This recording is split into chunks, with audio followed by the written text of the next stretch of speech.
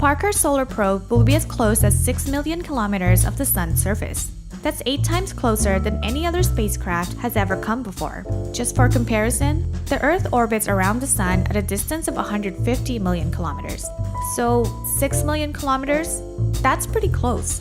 To get there, the Parker Solar Probe will travel to Venus and use 7 gravity-assist flybys from the planet for over 7 years.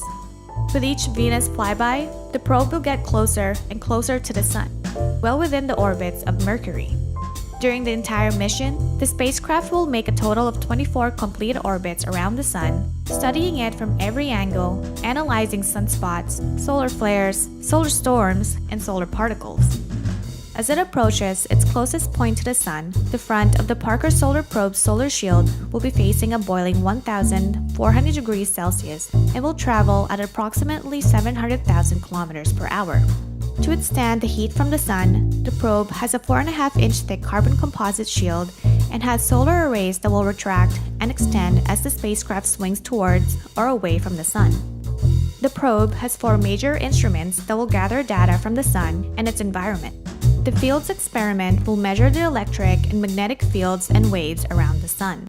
The Integrated Science Investigation of the Sun will measure electrons, protons, and heavy ions during a solar storm or solar flare.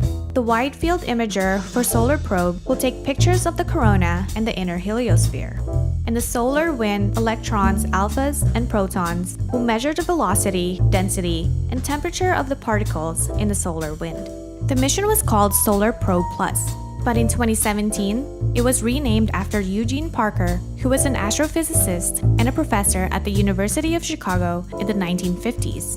He suggested a number of concepts about how stars give off energy and described plasmas, magnetic fields, and magnetic particles. Apparently, this is the first time that a NASA mission has been named after a living individual. A microchip containing 1,137,202 names from around the world was installed on the Parker Solar Probe and will ride along humanity's closest mission to the Sun.